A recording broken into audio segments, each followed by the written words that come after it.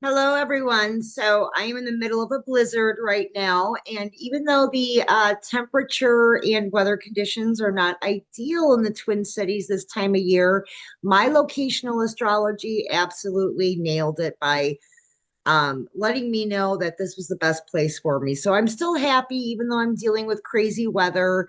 Paran lines are so important, you guys. I can't stress astrocartography enough. But that's not what this little video is about tonight. I am going to be talking about planetary talismans. Real quick, it's a real brief PowerPoint. This time of the year, I'm doing a lot of astrological work for my clients. We're looking at transits and progressions for the year. We're looking at zodiacal releasing charts. We're trying to nail down, time periods, and we're trying to put together a picture of what this new year will look like, 2026. And one of the most frequently asked questions as I'm doing this charting for people is the creation of a talisman or an amulet to help them balance these energies or harmonize these planetary influences in the new year. And so instead of typing the same email or making the same audio about 100 times in the next couple of weeks, I thought I would do a quick video about talismanic rings. So let's jump into it. I want to explain what it is, how it works, the history of it, and that way, when you email me asking me about this, I can reference you to this video. So let's open her up. All right, let's share my screen. Let's make me a little bit bigger here, right? So we can see me, maybe not. There we go. All right. Whew, let's open her up. Here we go. All right, so what we're going to talk about, and like I said, I'm keeping this really brief just so that I'm not repeating myself a lot over the next couple of weeks, are Navratnas. These are Ratna planetary rings. So, what are these? What do we use them for? What's the history? All right, so I'm going to show some photos of some that I've collected over the years from many of you know I work with occult antique dealers all over the country. I work with shadow museums all over the country, and I collect these items. I use them, and then at times I do, release them to my clients. I do put them up for sale. So I don't have any for sale right now. I do plan on having at least one Navratna ring up in the shop in the next couple of weeks. But I'm, like I said, working through a lot of astrological reporting right now. So give me some time. Give me some time. Okay, so a Ratna planet ring. It's sometimes called a Navratna. I know sometimes it's hard to pronounce some of these words. I just call them planetary rings. It's basically an astrological ring. It has 9 very specific gemstones, and each represent one of the 9 celestial bodies, which sometimes are referred to as, depending on what form or path of astrology you practice, Navagrahas. So, in Vedic astrology, which you guys know, I love Vedic astrology, especially for D9s. D9s are important. Once we hit midlife, those D9s are so important because those are activation points once we hit our 40s. Anyway, these rings are really designed to bring balance, prosperity, good fortune by really harmonizing planetary energies. They're sacred gems, and they do channel cosmic power, cosmic energy. I talk a lot about astrophysical magic, and that's a real thing, you guys. I have lots of videos on YouTube where I talk about astrophysical magic and, all the correlations. So, getting outside of the quantum realm of things, I don't want to deep dive that, but these rings are really designed for overall well-being, but they do require some astrological guidance for proper use because they are going to amplify planetary effects. So let's talk about just the meat and potatoes here before I break down what these stones are. So the planetary representation or the astrological significance, each stone again corresponds to a planet. So it influences its energy for the wearer, kind of aiming to balance those cosmic influences. The purpose, of course, to attract positive cosmic influence, right? To ensure success, good health, money, protection. And again, very Vedic. But this actually spans many forms of astrology, many paths of astrology, but you're going to hear about this the most in Vedic astrology. And if I'm doing D9s for you, I'm probably talking about this with you guys. So, cosmic balance, again, this collection of stones aims to balance the effects of all 9 planets in your life. So again, here's some little samples here on the side. Energy amplification, astrological suitability. Gemstones do enhance the energy of their corresponding planet. Okay. Now, this can be beneficial or it can be malefic, you guys, depending on your individual birth chart. We all have very unique charts. So you always need to kind of consult an astrologer before you start, putting rings on or talismans or amulets on for this purpose. So it is crucial to work with an astrologer. Wearing all 9 gems together might not suit everyone's birth chart, honestly. And I'm going to break that down at the end of this little presentation. At times it can actually attract obstacles.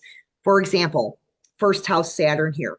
So I can't wear all 9. So I'm going to kind of break down what I have to do in the last couple of slides here. So it is considered a talisman or an amulet. It's worn, for power during significant life events. It's oftentimes set in silver. Silver is, the recommended metal alloy here because it has moon correspondence. Again, for financial success, professional growth, protection from negativity, and just overall well-being. I'm repeating myself a lot. I apologize. So Navaratna means 9 gems in Sanskrit, just so that you're aware of that. Again, that symbolizes the wealth, status, and spiritual power of the item. Now, when you're wearing it, especially with rings, the diamond should be facing the body. Men should be wearing it on the right hand ring finger, women on the left hand ring finger, with the blue sapphire facing towards the fingernail. Again, silver, or there's another metal here. Let's try to pronounce it together, shall we? Panchadhatu. It's a 5 metal alloy. It's very common in India. So either one of those metals work best for this type of ring. The setting of stones, again, it's believed to hold very powerful energy tied to astrology and even mythology in Hinduism, Jainism, and Buddhism. So this is big in all 3 sects. I'm an omonistic polytheistic, so I study and research all of these different, spiritual belief systems. And it's very prevalent in all 3 of these. So, the historic origin of the Navaratna is tied to this astrological concept again of the Navagrahas, or 9 celestial gods, the planets, which do relate to gods in mythology. I'm not going to deep dive this, you guys. I wanted to keep it really brief. Now, traditional purposes, ancient purposes are the health benefits, physical health benefits, and the arrangement of the stones and their position on the body is very significant. It's particularly significant.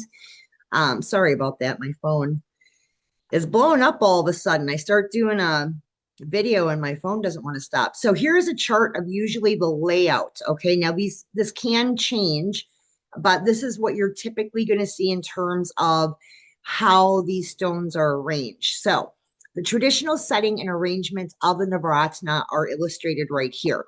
So you're always going to see that ruby, which represents the sun, in the center, surrounded clockwise from the top by, usually you're going to see the diamond, pearl, coral, hessonite, sapphire, cat's eye, yellow sapphire, and emerald, but not always, because again, it's based on your chart. So one size does not fit all.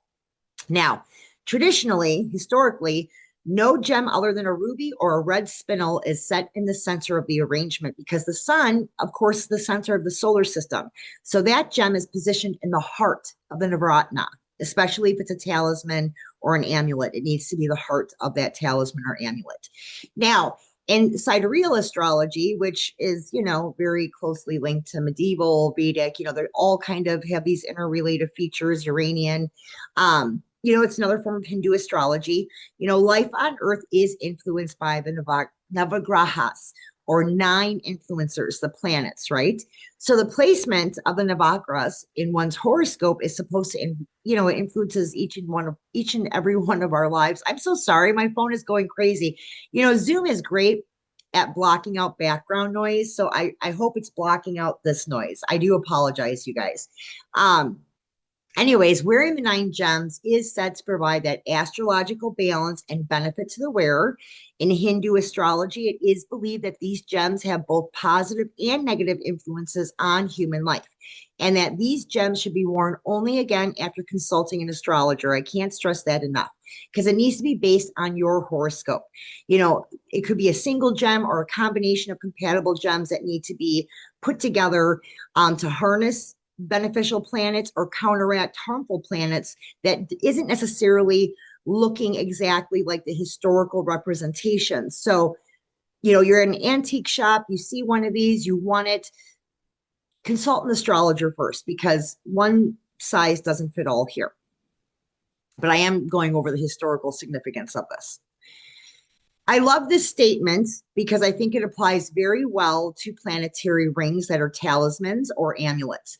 Just as a house can be fitted with a copper rod to absorb the shock of lightning, so the bodily temple can be benefited by various protective measures. Ages ago, our yogis discovered that pure metals emit an astral light, which is powerfully counteractive to negative poles of the planets. Subtle electrical and magnetic radiations are constantly circulating in the universe, you guys. So this problem received attention from the rishis, right? They found helpful not only a combination of metals, but also of plants, and most effective of all was jewels, gems, of not less than 2 carats back then. They had to be big. That's not so much the case now, but back then it was a 2 carat rule. The preventative uses of astrology have seldom been seriously studied outside of India, which is true. One little known fact is that the proper jewels, metals, or plant preparations are valueless unless the required weight is secured and unless these remedial agents are worn next to the skin. So this is very, very true when we're talking about talismans, amulets. It needs to be the right thing in the right amount, in the right location, and that's where these types of rings come into play. So, all right, let's move me over here. Let's talk about what they traditionally look like and how we sometimes offset them. Now, on the right here, if you were to look at one of these rings, I seen one circa 1880. Now, these rings only had the planets that were known prior to 1900. And believe me, a lot has changed since then. We've discovered a lot. So, of course, the planetary positions used in the oldest rings were for good fortune, for curing disease, and giving the wearer power. So typically what you would see with the 9 is you would see a diamond rose cut in the shade of blue and a triangle at the top, followed by Venus was the ruby, not the sun. The sun was an emerald, if you can believe that. Mercury was a moonstone. Uranus was included as a ruby. Also, Mars, blue sapphire. Saturn was white spinel. Jupiter was black onyx. But listen, prior to 1880, they did not use Jupiter. They used Ceres. They believed Ceres was a planet and used that as black onyx. But that was reclassified as a dwarf planet and then replaced with Jupiter. Late 1880s, early 1900s. And then the 9th stone was the moon, and it was kind of like an unidentified white stone up through that 1880 mark. So between the stones, you would find these 3 bluish diamonds of various sizes to kind of represent the stars. So in the oldest heirlooms that we have to compare, this is what you're going to see. Now, nowadays, it's a little bit different. We've learned a lot. Astrology has really thrived since then. So the 9 gems that you're typically going to see. The sun is always going to be the ruby these days, you guys. It is ruby. The moon is going to be a pearl. Now, Mars is going to be red coral unless Mars is pissed off in your natal. If Mars is really afflicted in your natal, we're going to use obsidian instead. Mercury is typically emerald. However, same thing. We're going to look at your independent chart. If Mercury is really afflicted, if you're having a tough Mercury year, lots of conjunctions that are quincunx, sessa squares, we're probably going to go ahead and use moonstone instead. Jupiter is going to be yellow sapphire. Again, if Jupiter is struggling in your transits and progressions, your solar return, we're going to probably use a tiger's eye instead. Venus is going to be a diamond. Now, diamonds are expensive, so a lot of times we will supplement with white zircon because it's much more affordable. But again, if you have Venus issues, if you're having afflictions with Venus in your charting, we are probably going to use a wood grain stone instead. Saturn is going to be a blue sapphire, but if you're like me with a Saturn that is just, wanting to murder you every time it gets a chance, an open door, we're probably going to go ahead and use yellow onyx instead. Now, let's talk about the nodes. If we are using the nodes, the north node and the south node, we are going to be using Hessonite and Cat's Eye, Rahu and Ketu, right? However, some people really need help with their Uranus and their Neptune, right? So a lot of times people I work with that are struggling with addictions, fixations, oppressive energies that are cyclic or patternized. I am not going to use the north and south nodes. I'm not going to use Rahu and Ketu. I am going to use Uranus and Neptune.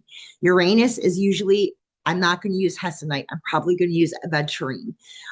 Neptune, I'm probably going to use Cat's Eye just like I would with Ketu.